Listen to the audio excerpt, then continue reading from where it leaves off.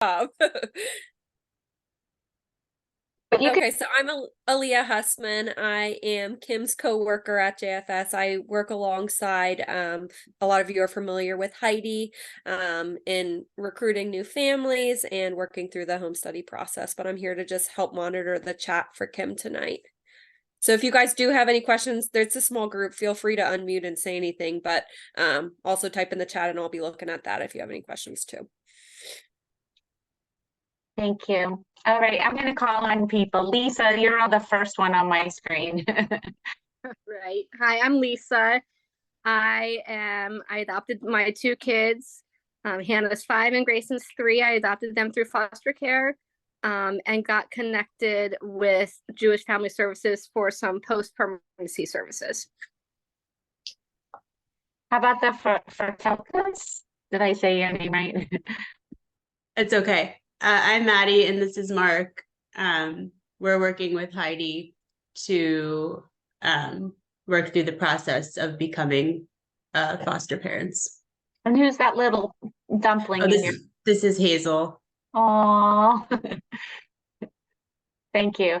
All right. How about Holly? Can you tell us about you? Yeah, I actually have done respite for Lisa with her little Grayson. I have a Grayson as well. He's 6.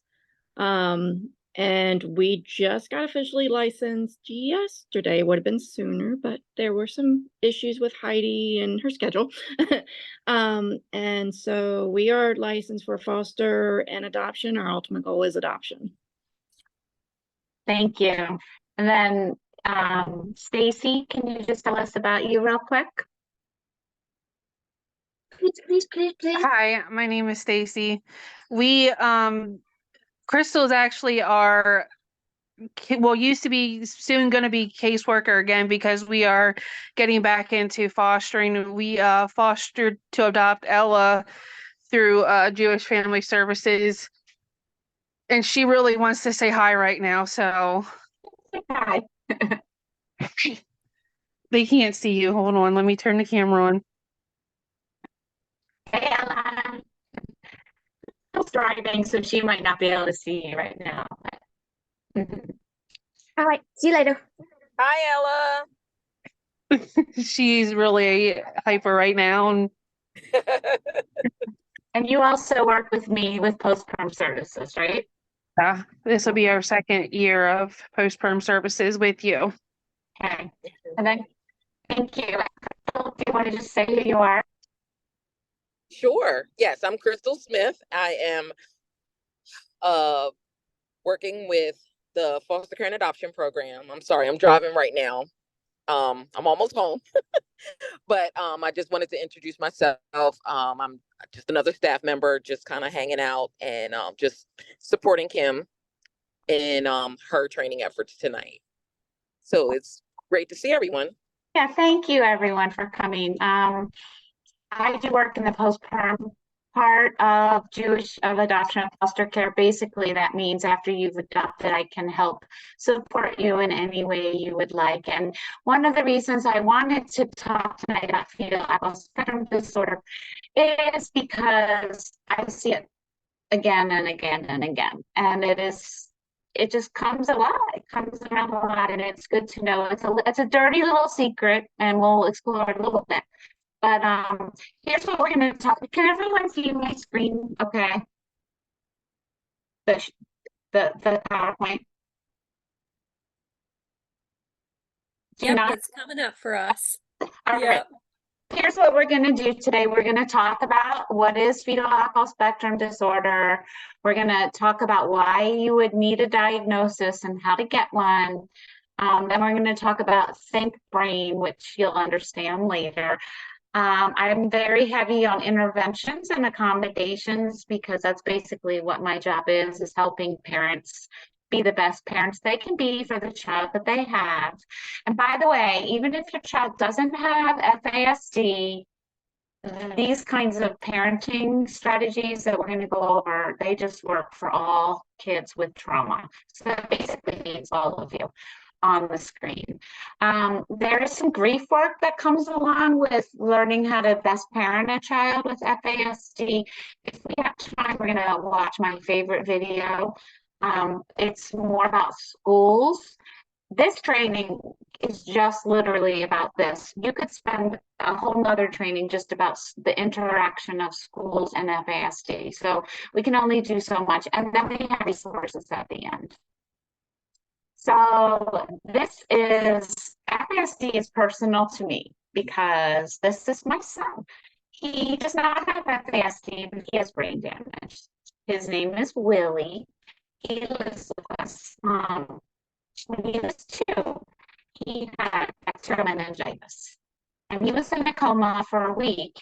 And during that time, literally, we just sat there and watched whether or not he was going to live or die. But what we also knew to be happening, no, we didn't know it as well as we know now, but we could see that he was getting damaged. We didn't understand at the time that there's this bacteria that leaves scars on his brain, but he has brain damage. And we had the privilege, which I know sounds like a very strange thing to say, but it was a privilege because my child wasn't born like this. He was born perfect. And sure, that's where the grief work comes in. But I saw that he developed a bacteria that ate up his brain and changed it.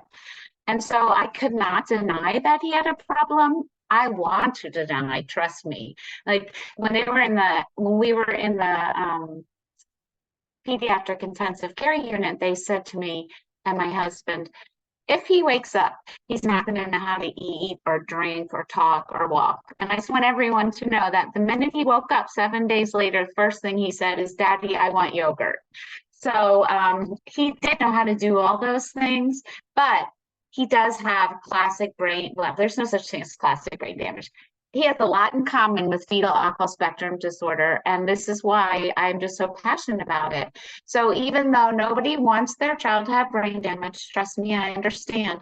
My ask in this presentation is if the child that you have, or maybe the one that you will be getting through foster care and you will eventually adopt, just be open to the possibility, because if you're open to the possibility that your child may have this diagnosis, all of the interventions that you do, just like any other disorder, the accommodations, the interventions, the earlier you do them, the better off everyone's going to be.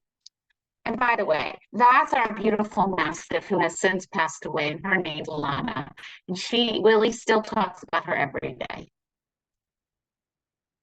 So now we're going to have a true and false thing, and I need everybody to either tell Aaliyah in the chat whether or not this is true or false. So the first one is, you can tell when someone has FASD by certain facial features. So if everyone could either just say what they think or put it in the chat, that'd be great.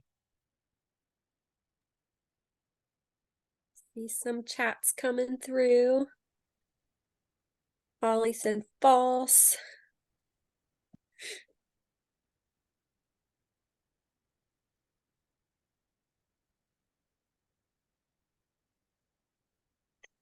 It's okay. There are more. Maddie said false. Okay. Lisa said sometimes. Oh, those are all true. I mean, you're all right. But you do get a lot. People say, oh, the child doesn't have FASD because they don't look like it. But literally, this is the look of someone with FASD. And I'm not going to read all those things, but I know so many children who have it who have none of these characteristics. Because as you can tell by the slide, only 10% of children or people with FASD have these particular features. And the only reason that you get those features is if the mom would take a drink when certain facial features are being developed. But we'll talk about why it's an invisible disability, but here you go. 90% of people with FASD look normal, so it's invisible. All right, the next one is this one. One drink during pregnancy won't cause harm to the fetus. True or false? If you could just chat for me. Oops, sorry. I see some falses coming through. Okay. Well, you guys are smart. I actually practice with my 20-year-old daughter, and this is the one that she definitely got wrong. She thought, oh, one drink. And I'm old enough that when my mom had a drink during, in fact, her obstetrician told her, go ahead and have a drink when you're pregnant. But it's true, only one drink can cause damage to your unborn child. And that's pretty hard to fathom. All right, the next one is the caseworker or adoption agency will tell me if my adopted child has FASD before the adoption. True or false?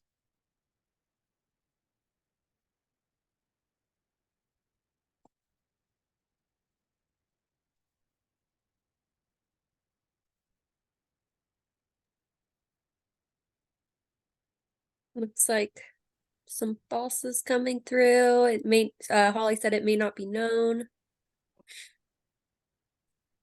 Yeah, I mean, I can't really trick you guys, but it's true. I mean, first of all, people, this is a very it's becoming more and more talked about, but it's hard to get a diagnosis. We'll learn why later. But no, your caseworker's not going to say this child may have FASD. But well, we'll keep going. All right, the next one is people with FASD generally have below average IQs. True or false?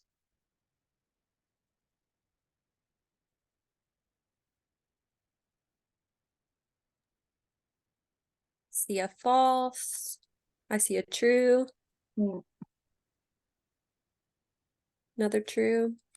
Yeah, so this is a myth. People with FASD can have an IQ ranging from someone with an intellectual disability to a very, very smart person with a high IQ. And again, it's a myth, and it's why one of the reasons this disability has such stigma to it. So it really depends, when we go over the characteristics, you'll understand why perhaps some people with FASD have low IQs, but that's not necessarily true at all. Sticker charts help kids with FASD do better. True or false?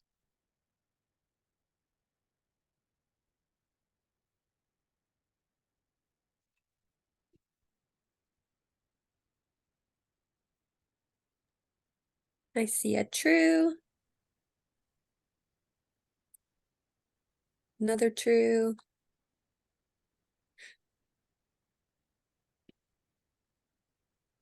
They don't, and I have a whole reason why later, but we'll talk about it.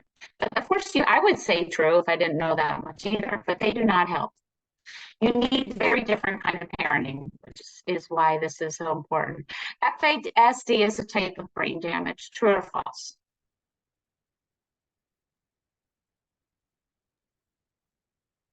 There's some true. Yeah. Yep, unanimous trues. Good. Thank you for listening. You are right. It is true. 1 in 20 people have a FASD. Last one, I think. True or false? I see a couple trues. That's a high number, guys, but that's correct. But wait till you see what the statistics are for foster and adoption. All right, I think we're done with that.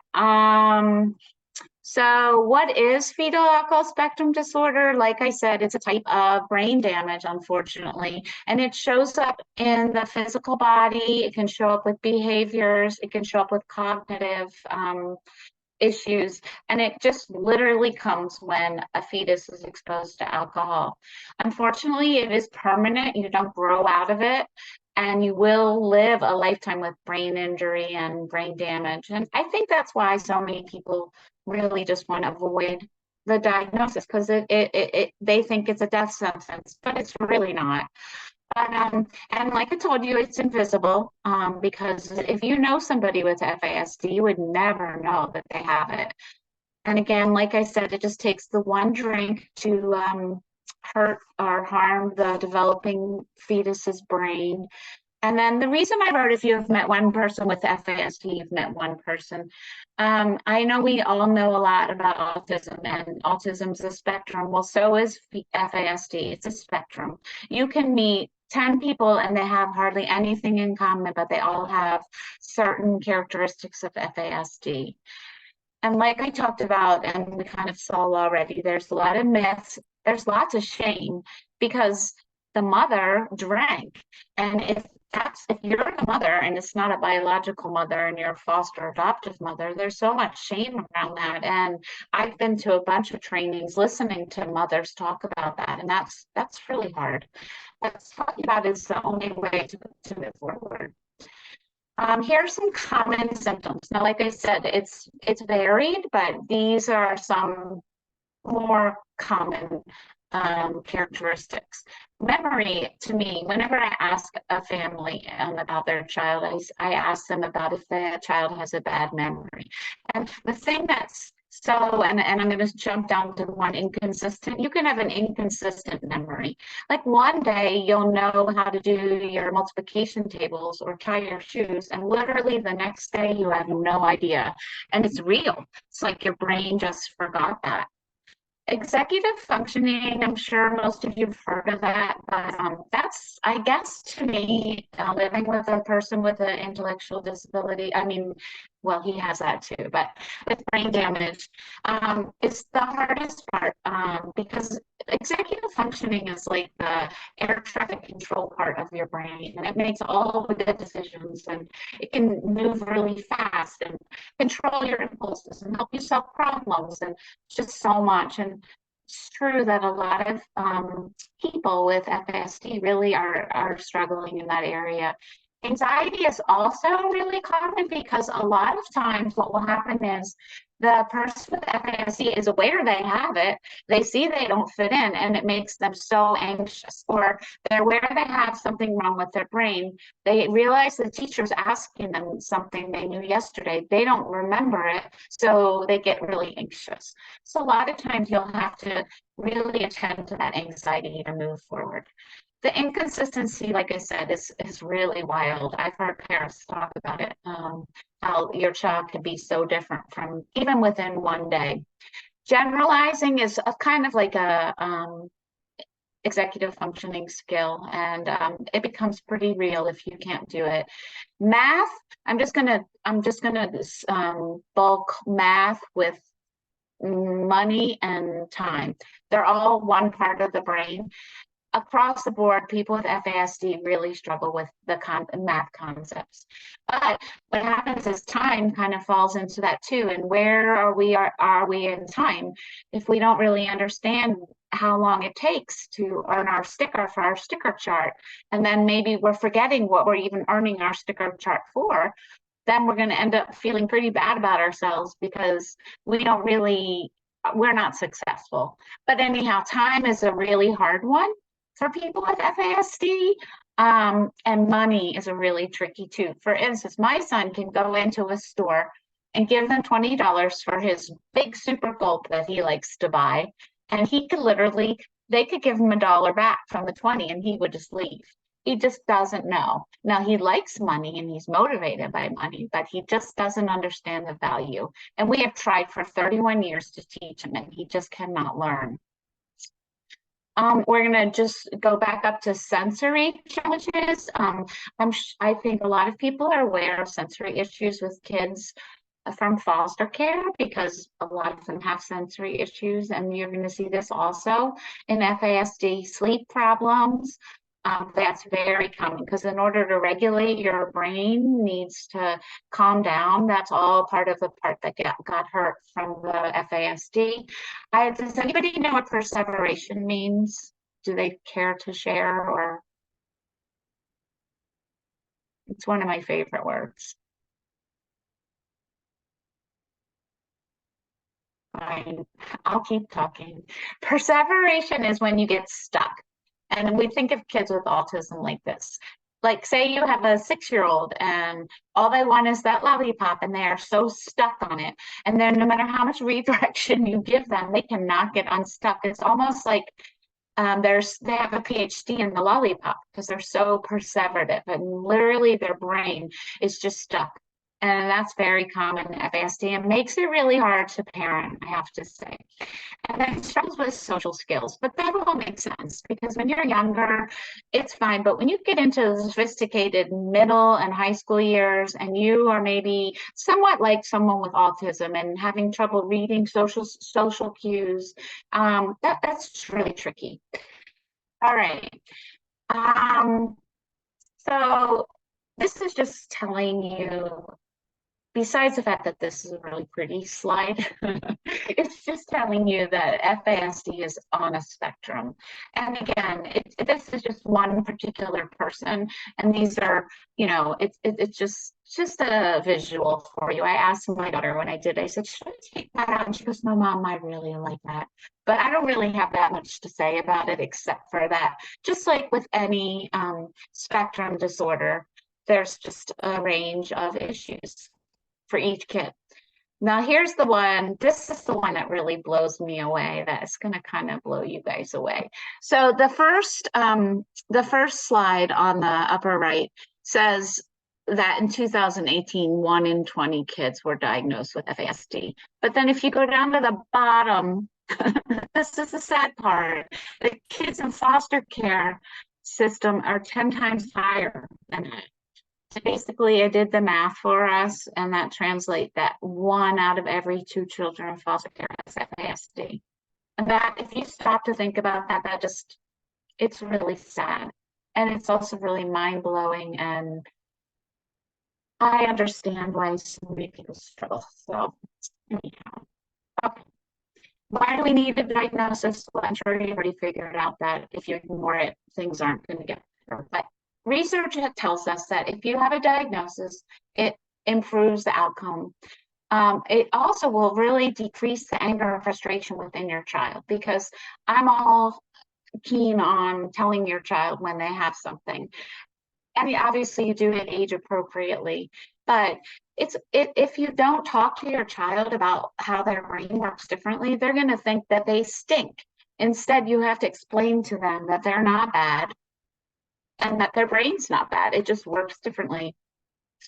It also decreases the anger and frustration for parents to know that their child has brain damage, because it will change every way you parent from then on. You'll hear me talk about sticker charts, but basically what I'm talking about is behaviorism, and I'm not a big fan of it. Now, I have used it in my home and still do, so don't get me wrong. I just think for kids who have differently wired brains, behaviorism isn't really, it doesn't work. And anyhow, so back to diagnosis. If you get a diagnosis, just like with autism diagnosis, you can get more services. You can get more interventions. Occupational therapy is one of the interventions that people really recommend, especially if your child's young. If you know your child has a FASD diagnosis, you can help have much more realistic expectations, which will help you be more accepting of them, and will also, like I said, help them be more confident of themselves. And also they're going to feel accepted by you. There are a ton of secondary diagnoses or disabilities that go with FASD. Like I told you earlier, almost everyone with FASD also has an anxiety disorder, but there's just so many others. ADHD, you can also be diagnosed with autism and FASD. Depression, I could go on and on. But if you can if you can get interventions early, you can try to support your child and keep them from having more other problems. I already said that. Anyhow, like I said earlier, the school and your extended family really need to be educated in your child if your child has FASD.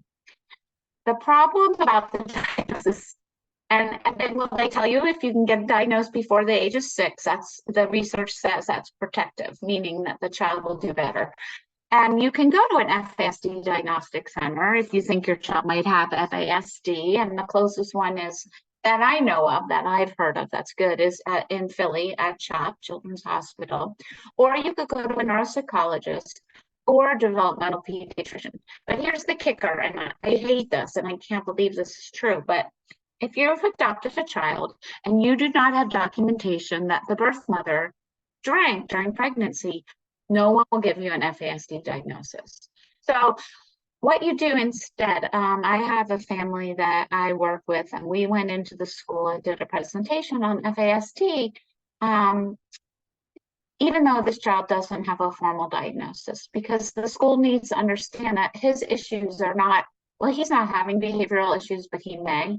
But even the fact that he can't remember how to read from day to day, they need to understand it. So anyhow, I really encourage a diagnosis. Even if you can't get it, you can talk about that as most likely true. This is a big one for me, just because I live with a child who also has an invisible disability. My son walks around, and the older he gets, the more obvious it is that he's disabled. But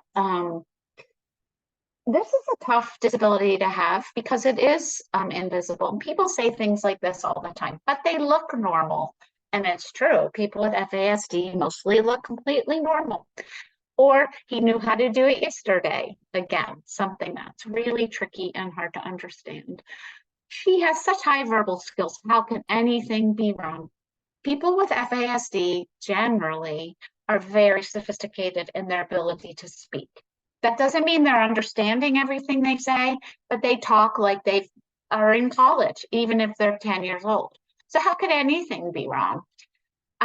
Another thing is, I don't know their early history with their birth family, but if you have an inkling, if you have heard through the grapevine, or if their sibling has FASD, or if you can get that information, it's really helpful. Here's one that is a good one. He is such a good basketball player. So it's true, kids with FASD, some of them are amazing athletes, but that doesn't mean they don't have an FASD. And then we talked about if your child can't have an FASD diagnosis, and then ADHD. I mean, I've never met a kid in the foster care system or who's been adopted without an ADHD diagnosis. I feel that doctors, psychiatrists jump to that way before anything else. And that's a whole nother training. So I'll keep my opinions to myself. This is a wonderful thing to remember. If you've remembered nothing else from this training, maybe you'll remember this. And it's not my concept. It's from this really great lady named Barb Clark, who I had the honor of training under. She works at Families Rising, which used to be NACAZ, National Something Adoptable Child. But anyhow, if you all ever want to go to the greatest trainings ever, it's them. They have one every summer, and the one in July in 2024 is virtual. And if you're a postpartum family, we can pay for you. Anyhow, she came up with Think Bears. And this is just to remember when you're on the floor down there in your kitchen, parenting your very difficult child who has an FASD. It's hard to keep all this in mind. So she's like, think bears. And bears means brain first. And we'll talk more about that, but you kind of get the gist. Your child has brain damage. You have to remember that. That's first. It's not because they're bad or they're lazy or they're trying to get on your nerves or they don't want to do their work. It's because they really are lacking the skills a lot of the time. Emotional age we're going to get into, but basically, even if your 14-year-old daughter looks like she's 14, because she certainly has lived 14 years, she may not be 14 years old at all in certain areas. So it's important to remember that. Anxiety, like we talked about, because underneath a lot of behaviors is really just a lot of anxiety. Relationship, that one is really wonderful. And we've talked during this series about attachment. And this person, Barb Clark, and I'm totally in agreement, says, above all else, try to stay connected to your child. And that's why traditional parenting techniques don't really work, because they don't work for a child whose brain works differently, and it ends up hurting the relationship between you and your child. So relationship of all the ones on here, besides brain first, that's my most important one. And then sensory. A lot of times there will be some sensory interventions that you can do, or else things that aren't feeling right to your child's senses. And that's why they're acting a certain way. So all of the parenting strategies are trauma responsive. We all know what that means, but it is important for anyone who's on this training or watches this video to remember that even if your child doesn't have an FASD, this again is this type of parenting is helpful and works with all kids with trauma. And like I've said many times, you definitely need to use this even if you don't have a formal FASD diagnosis. It's important. I hear families tell me all the time, especially when you get around the holidays, that going to the big Thanksgiving dinner is just a ticket to hell, literally. But if you prepare your child and do a lot of, I call it previewing, and also tell the people ahead of tell your family ahead of time and teach them about your child's needs and why they are the way they are. It can really make a hard Thanksgiving dinner work. It takes time. And the other thing about this type of parenting is that it's strength-based. I think because I have a child with a disability, I just think of him as Willie. I don't think, oh my gosh, he's Willie who has autism and brain damage and anxiety and seizure disorder. I just think, oh, he's Willie. So that's what I mean by strength-based. Just remember it's your child, even if they have this big, scary FASD in front of their name. So here's my sticker chart thing.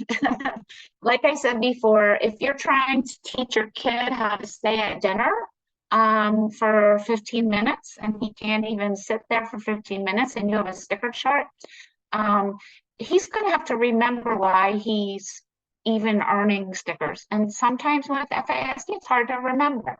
Again, like I said, if you think about sticker charts, and I don't want to hurt anyone's feelings, and so you'll have to forgive me ahead of time, but it kind of is like, I know we're trying to catch them being good, but it makes them feel bad a lot of times. Now, don't get me wrong, my son earns money to be able to do certain chores, just to brush his teeth. He gets so it is appropriate sometimes. You just have to be mindful because it can make this child more anxious. It can also, like, sitting at the table for 15 minutes for a 6-year-old. Okay, well, that is acceptable, something you should assume. But what if your child's not really 6? What if a lot of times they're actually 2? Should you really expect them to sit at the table for 15 minutes? So sticker charts can cause further trauma, and like I said, it can also cause shame because they're not successful. It's the thing I was talking about earlier about the different ages. So I'm sure all of you understand the idea that if your child's 14, like I said before, that's her chronological age, but her developmental age is not 14. And it's not just she's 8. It can be all sorts of different things. So if you look up on the left-hand side of the screen, there's so many different parts of what makes a developmental age. So expressive language is what I said before. If you have a sophisticated speech pattern and you can talk like you're in college, then you have a very high expressive language score, but you might not understand what anybody's telling you. So you could, like the child in this picture, you could be 6 years old in terms of comprehension. And then, of course, we talked about money and time. Those are just really hard ones. But then we look down at the physical maturity. Well, this person really is 18. So it's very tricky. And then we look down at the social skills, and this person's really only 7. So it's important to keep in mind this concept that your child is most likely not acting their age all the time, and not because they're bad, but because they really have a brain injury. And this slide piggybacks on the other idea. And this is like my favorite parenting strategy ever. And if anybody knows me, they know that I have very high expectations. And maybe that's why I like it so much, because I've had to lower my expectations like so much with my child who has a disability. And it's really hard. But again, you have to lower your expectations. And if you think about, I'm just trying to think of a good example. Oh, I'm just drawing a blank right now. But if you think about it, even if you say, oh yeah, I realize my child can't, oh gosh, can't think of anything right now. But I realize my child can't do that because he's really delayed in that area. But then you really dig deep in your head, especially me. I'm like, oh yeah, I really expect so much of him. And oh, I have a perfect one. My kid went to the store that was on his cheat day with one of his caregivers, and he came back with, he's supposed to buy one energy drink that day. He came back with 4 drinks. And I was just about to lose it. But like, he can't control himself. Now, he didn't drink 4 drinks that I know of, but I had to really calm myself down because I had to honor his brain. His brain is damaged and he wants those 4 drinks so badly. And I should be happy that he gave them to me to put in the downstairs refrigerator. Although he later told me that was just as good as throwing them away. But anyhow, he will get all 4 drinks, just not all at once. But if you lower your expectations, you can really just maintain the close relationship. Like when my son came home with those 4 drinks, I just wanted to let him have it. And it took me, it took me 2 whole days to even bring it up because then I wasn't upset anymore. And even then, it kind of could have gotten in the way of our connection. Like he didn't like that I told him next Friday or next Saturday only buy 1 drink. But I was super calm, and he didn't hear that he's dumb and that I'm shaming him, and then we could move on. So sure enough, that next Saturday, I promised he'll only have a drink. Does anybody have any examples they want to share with the group? Don't feel like you need to, but when there's a time with your child that your expectations were too high and then you lowered them and you saw how amazing things turned out.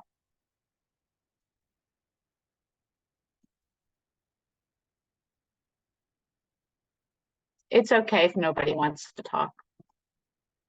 Anyhow, my job to you is, or my calling to you is to be aware of it, even if you just have little children, like I saw in that little picture of the you cute for Maddie people, for Telka. I can't say your last name right. Seriously, we have expectations as parents. We just do. This is just about if you are again, I'm going to do it that 14-year-old girl, and your cognitive skills, like your problem solving, is not doing so great. But your parents are expecting you to be 14 and figure out figure something out, and you can't keep up with that. You might blow up and have a meltdown. So a lot of times behind behaviors, and I think they're this next slide, hopefully. Behaviors they're always trying to tell you something. And when it comes to FASD, a lot of times the behaviors are really the child or the adult or young adult, whatever, telling you, this is too much for me. You're expecting too much. I don't have the ability. I don't have the skills. A lot of times you need to teach this skill. And this is just, I love this one. It's so hard to remember, but if you do ever have a child with an FASD, because it is invisible and you can't see your brain and you can't see that there's something wrong with them, and they're so high functioning in so many ways. It's just I can't even say it enough. You just need to remember the brain. By the way, I just love this little icon right here, this little brain made out of rope. So the brain obviously is a physical part of our body. Here it is in our heads. And when we make accommodations for people who have more obvious disabilities, like people in a wheelchair, it's the same thing. And that's kind of my spiel, is we just need to make accommodations because these people can be successful as long as we accommodate to their needs. Okay, so first of all, let me just say, I'm not the person who thought of think brain or brain first. I'm just, there's someone named Diane Malbin, and she is like the guru in FASD. And she came up with the think brain, or she said it maybe differently. But then there's this other person named And it's going to all be in my resources. Eileen Devine, and she says brain first. I'm naming this stuff on the left, or yeah, your left, the old-fashioned way of thinking about kids versus looking at through a think brain lens. In other words, my child is so manipulative and cunning, and I hear parents call me all the time and tell me they're lying, they're doing this on purpose, and really, if you can dig deep enough and take yourself out of the picture, and maybe they have an FASD diagnosis, it's really because they just don't understand. And that's the same thing with the unmotivated and lazy. Like maybe they just forgot. And one thing in the FASD literature is that you have to accept that you have to reteach. Like when you're teaching, Aaliyah, how old's your son? 2? 2, yep. Yeah, when you're teaching a 2-year-old a new skill, you teach him a lot of times, and it's fine because he's 2. But when you have a 12-year-old and you have to keep reteaching how to take a shower the right way, that can get so overwhelming.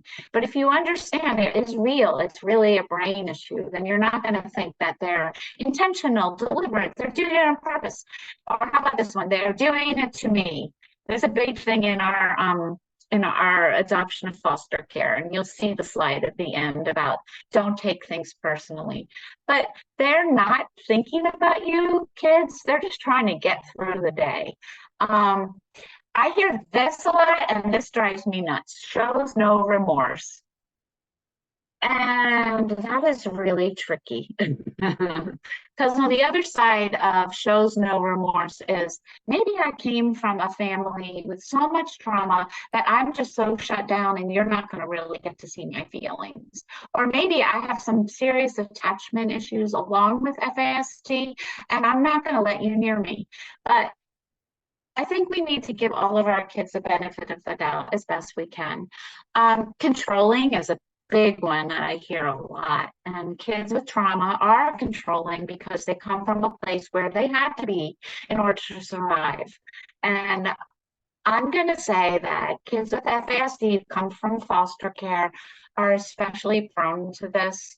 As it says on the right-hand side, they can be very rigid. That's why that word perseveration comes in, and has difficulty shifting gears. So they do have some things in common with people with autism. Transitions are impossible, but that's why you have to preview, and we'll talk a little bit more about that. But like I said, if you're about to go do something new, like go for Thanksgiving dinner at Aunt Sally's house, if you can preview it and write a story about it and talk about what's going to be for dinner and what you expect and how long they have to stay and all this stuff ahead of time, then maybe you're not going to see your child as so controlling. So anyhow, let's move on to, okay. So as I said before, and I'm sure most of you know this, but when you have a child, I don't care if they have FASD or not, and they have big behaviors, there's always something they're trying to tell you. And like I said earlier, it can seem that they're doing this to you, that they're attention seeking, that they're being willful, but really there's something happening underneath. And if you have a child who has FASD and comes from foster care, then most likely they have a lot of triggers. And I'm just gonna, I have a client and she gets triggered a certain time of year. And that's all that happens. That month just has to show up on the calendar. But sometimes that means her behaviors, she's going to be more irritable. And then distractions. I'm not sure what I meant there. Maybe I meant you can try to distract your child, but I'm not really sure. But I do know what hungry and tired is. Just like we are not our best selves if we're hungry or tired, people with a brain injury like FASD, they're much more susceptible to that type of thing. So especially if you have a school-age child, well, it doesn't matter actually, but food and drink are really important, and sleep. And, you know, some of the people in the literature are like, make sure your child drinks water every 2 hours, make sure there's snacks available. And sleep is also really important. I can't even emphasize that enough. again, a lot of times a child will act a certain way because they lack the skills, or they're anxious, or they're just plain afraid. And all of this thinking is different than most parenting that we've been taught. And so that's why I wrote Dig Deep. That's kind of like a ism in my family. If things are really hard, you just need to dig deep.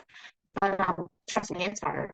And another one of my favorite strategies for any kid, but I know I'm doing this on FASD, is to change the environment. And so when you have a new baby, or you have a little foster baby or whatever it is, you baby proof your house. Duh. You can't expect a baby to not put their fingers in the electrical outlet. Well, it's actually true for people who have FASD also. They can be so sensitive to all their senses. So I wrote declutter because you'd be surprised how much just changing the environment in the home can make a difference. I have a family, and when their daughter was at a residential treatment place, they have a lot of kids in their home. They built a wall to separate these two rooms so this girl could have her own room. They moved her room closer to something that made more sense, closer to the family. Anyhow, when she got home, she was able to be so much more successful just because they thought about the physical house itself and how to change it to meet her needs. But don't underestimate things like sounds and smells and looks and feel. I cannot emphasize that enough. And your child might not even be able to tell you that these things are bothering them. But I promise you that people with a brain injury, their ability to compensate for perfume or loud noises or a smell coming from the kitchen, or dog do, or the way dog do looks. When I take my son for a walk with our dogs, he has to turn around when my dogs poop because he's so grossed out by that. And I mean, that's normal, but he's 31 years old. So, well, no, not yet. So visual prompts are a big pet peeve of mine. They're really not pet peeve. They're just like, they're wonderful. And that's an environmental thing you can do. If you're about to go to Thanksgiving and you're expecting it to be really hard, make some paper chains and hang them up. How many more days happen till Thanksgiving happens? So at least they won't have as much anxiety about when it's going to happen. Put a something on the make just a piece of paper that says what you're expecting that day. It could be so many different things. In my house, we have a calendar that I write every week for my son that I post in his room. And sure, it's a lot of work. And he also has a chart and a this and a that. But I love visual prompts because I think they just really help make your child feel more secure and seen, and help them do the best they can. And the supervision one is if you have an older child. Well, most of us know for parents of older kids, it's like 11, 12, 13 when they're allowed to stay home alone or do things alone. But kids with FASD, And so changing the environment for kids with FASD and changing your expectations because they can get themselves, unfortunately, and I don't know if I haven't really talked about this, but a lot of people with untreated FASD end up in the juvenile justice system and then later in prison. So we really want to, the lady who I told you is like this guru who I was able to have a training with, her daughter's 24 and she's in a group home and she still doesn't have a cell phone because she just cannot manage it. But she will one day, but it just is so much, she can get herself into so much trouble. So yeah, that's a whole nother training. Okay, so this idea of the 10-second kid in a 1 second world, again, I took that from Diane Malden. I did not make that up, but I love it because I live it. And as you can tell, I talk pretty fast and this is slow for me. So you put my son in front of me who processes really slow. And sometimes if I ask him a question, he needs not only 10 seconds, not only 1 hour, not only, he needs sometimes a whole week to make a decision. It is just so out of my type A personality. But I have become so aware that if I give him time for a response, I can expect so much better from him. And I see that with the families that I work with too. Just because you process slower doesn't mean you're dumb. People talk way too much. I do. And just being mindful of that can make such a difference. Next time you're talking to your kid, even if you're Aaliyah and he's 2, see how long it takes him to do what you asked him to do or to answer you. We expect way too much in this world. And yeah, Crystal. No, I didn't want to cut you off because you were going on a really good track, but I just wanted to say that I think in these situations, it's really important for parents to realize that you have to learn to adapt to the child's world instead of them trying to adapt to your world. Because just like Kim was just talking about the processing speed, like sometimes,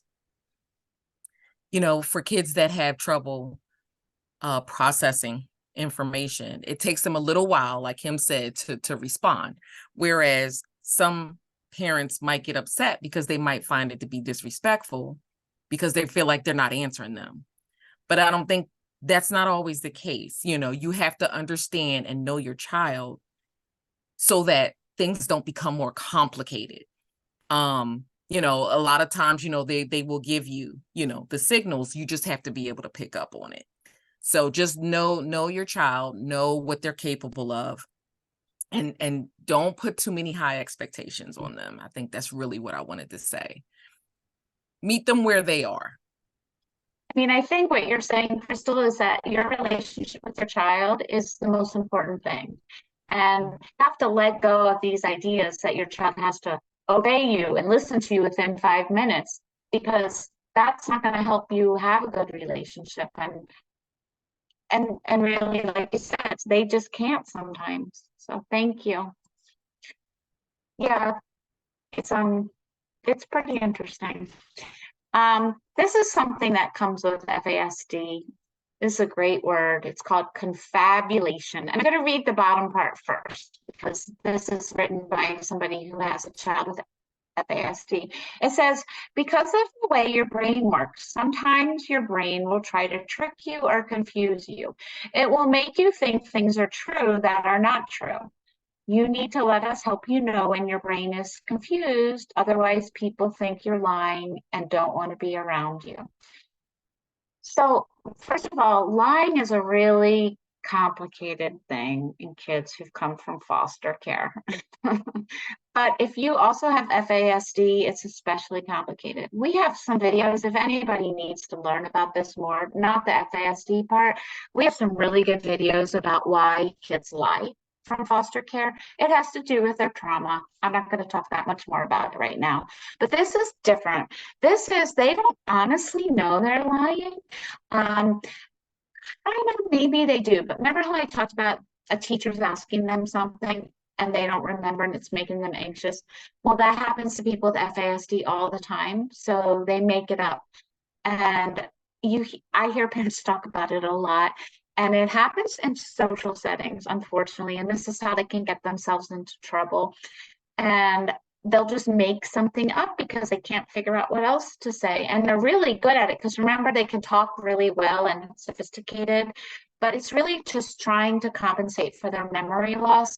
It can get them into a lot of trouble. And I know most of you don't have older kids, but just remember, I learned that you need to document these things because there can also be false allegations that come about from this that can be very serious that children, young people say, and it's just really tricky. So I mean, we don't need to talk too much about it. However, it's not a lie, it's just a coping mechanism. But like I said at the bottom, it's something you have to talk about with your child to help them not do it so they don't get in trouble. And because there's such a high expectation, it's like, hurry up, tell me what happened to you in school today and what happened, somebody accused you of doing that, what did you do? And they make it up. So it's tricky. But yeah, it's a cool word though, confabulation. Yeah, so basically the interventions, as you can hear from my my speech are basically the accommodations. And the teaching thing is easier when your kids are little, but it doesn't go away, but it's key. The previewing thing, again, I just love it. There's something called a social story, and if your younger person is going, it doesn't have to be for a young person, but going to, like, say he's going to do like Lisa's Grayson's gonna go do a respite with Heather Rossi.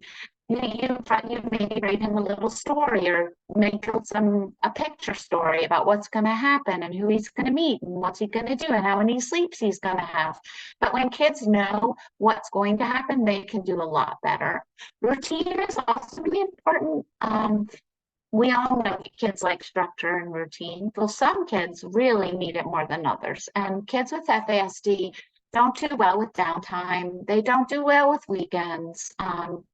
So, one thing about respite is we love respite in our department because it gives the families a break from each other, but also it gives kids who struggle with downtime in their own family something else to do. Single step directions. Next time you ask your child to do something, catch yourself. How many steps are you actually giving them? If you're me, you're doing like 15 at once, and oh my gosh. But seriously, there'll be a lot of failure if you are not mindful of this. The next one is play. Even if your child's old, basically you need to have a sense of humor. Like when I was telling my kid about the 4 drinks that he's not to buy next Saturday, he was you could just hear his whole everything. I hate you. You're always being such a controlling, you know what. But I made a joke or something, and it changed everything, So don't forget that humor and redirection and even just plain old silliness can make such a difference when you're parenting. Although, trust me, I know it's hard. And again, I like visual prompts. Like, oh, this is silly, but I just redid my mother's closet. She's 88 and has a cognitive decline, and I wanted to label where everything was because I know she's not going to know where it is. I know she's not going to understand. I put all the summer stuff on one side. It makes so much sense, but she's getting brain damage now.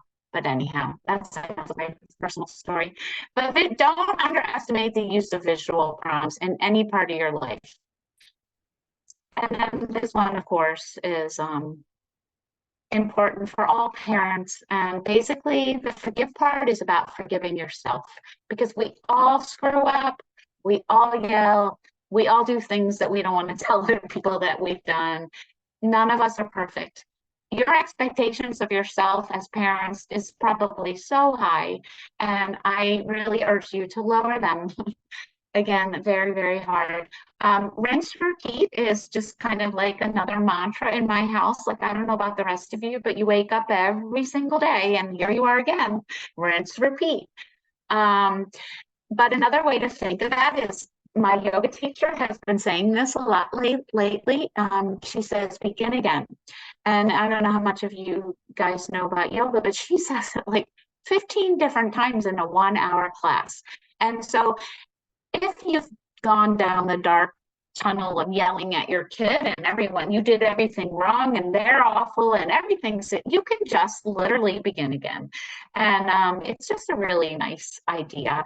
And the other thing is to take a long-term view. I mean, all of you are parenting for the big picture. Some of you are parenting longer than you might have a forever child. They might still live with you when they're 30, but you got to take the long-term view. It helps you to lower your expectations also.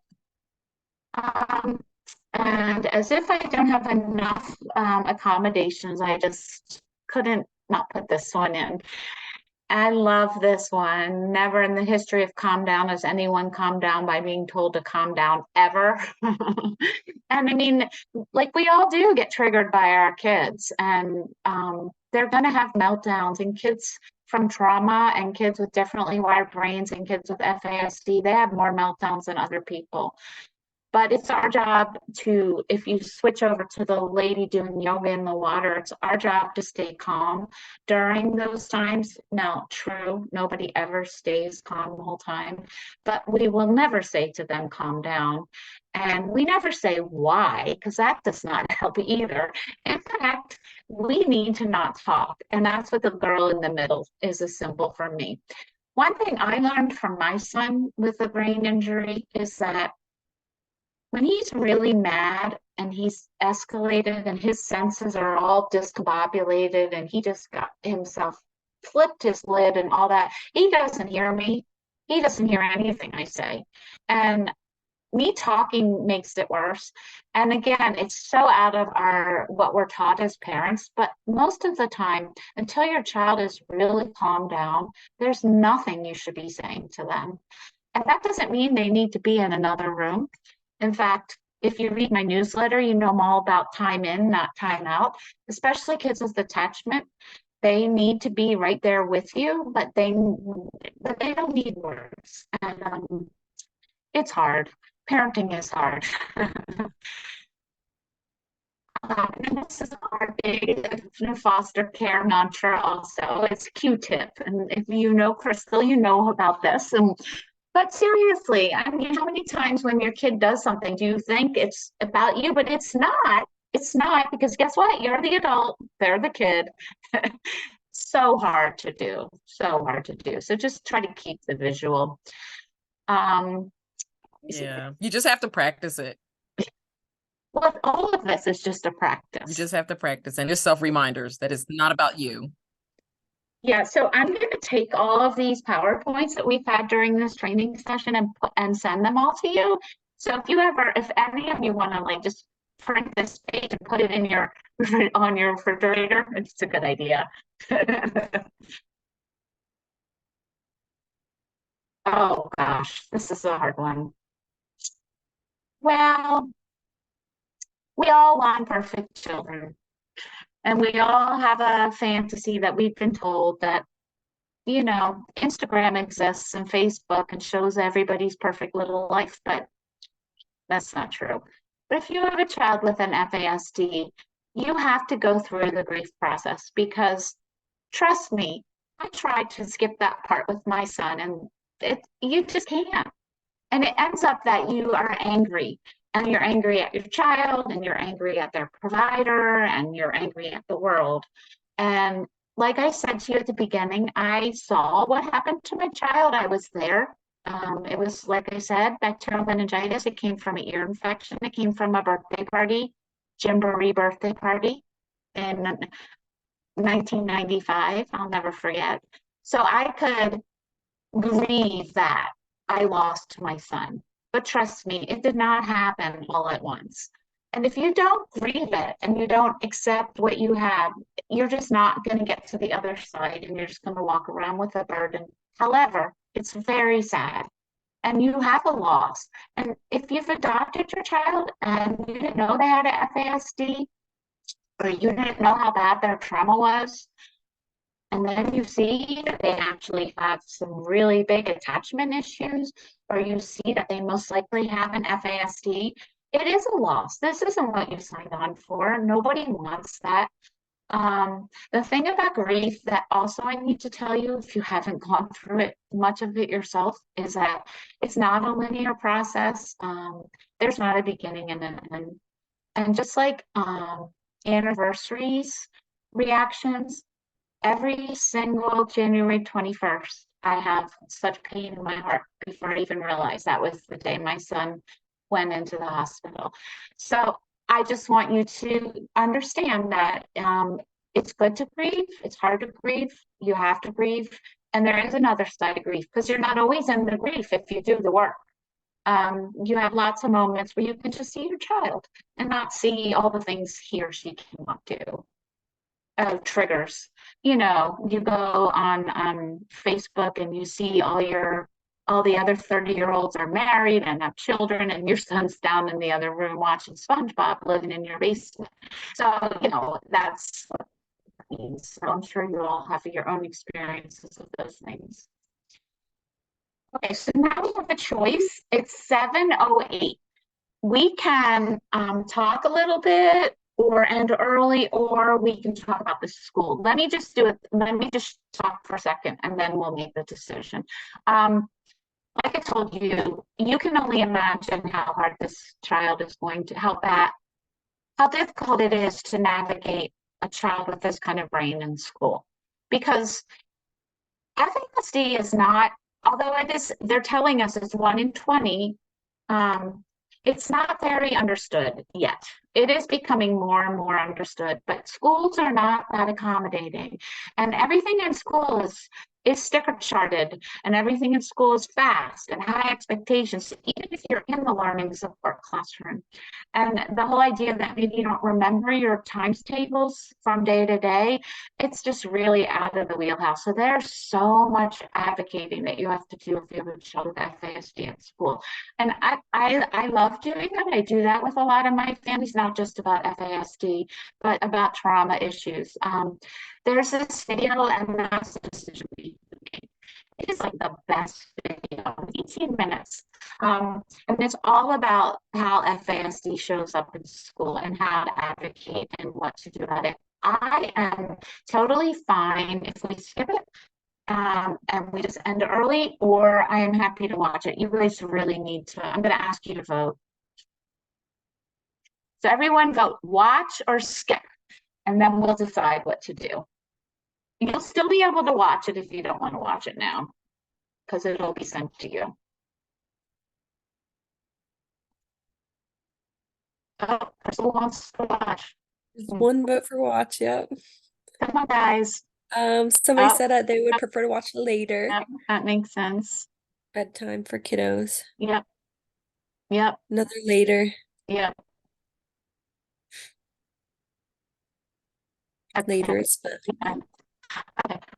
I hope you guys do watch it because it's really good. It's just so good, and it'll really make everything I talked about make a lot of sense, because it talks about talking more intentionally and concretely, and single step directions and breaking things down and all the stuff that you can imagine is really challenging at school.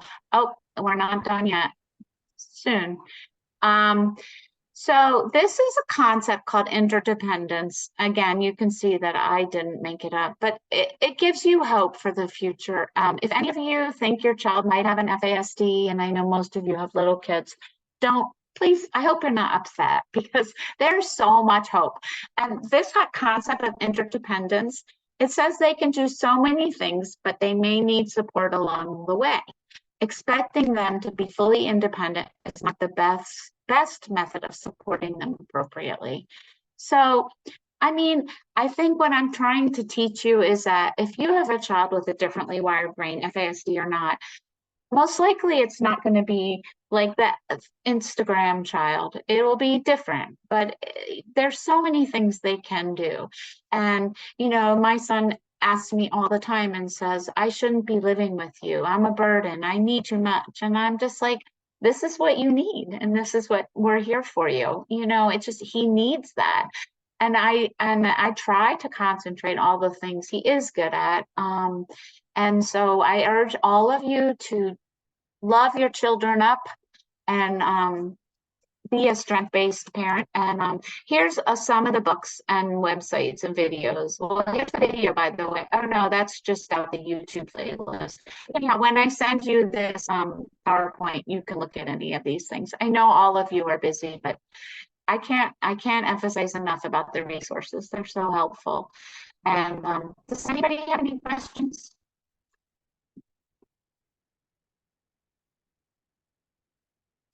Did you guys learn a lot? I need some feedback. Not from my staff.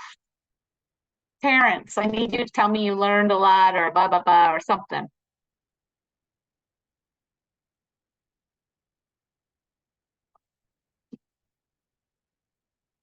Okay. I think this fits my kiddo. We talked about this a little bit, but this is like Hannah to a T. So it made a lot of sense. All right. Well, we'll have to talk about going to school and giving them a good shake. But Watch the video and let me know what you think. It's really good, and I like school. I like schools to watch it too. So I'll try to call you Thursday. I won't be able to call you tomorrow. I'll try to call you Thursday, Lisa. Thank you for saying that. Anybody else want to say anything? Okay. Listen, guys, thanks so much for being part of our training series. Yeah, we really appreciate it. We hope you got a lot out of it. I've loved them all. So yeah, thank you for joining, and I hope everyone has a easy time getting your kids to bed. Thanks, Kim. All right, thanks, guys. Good night, everyone. Bye.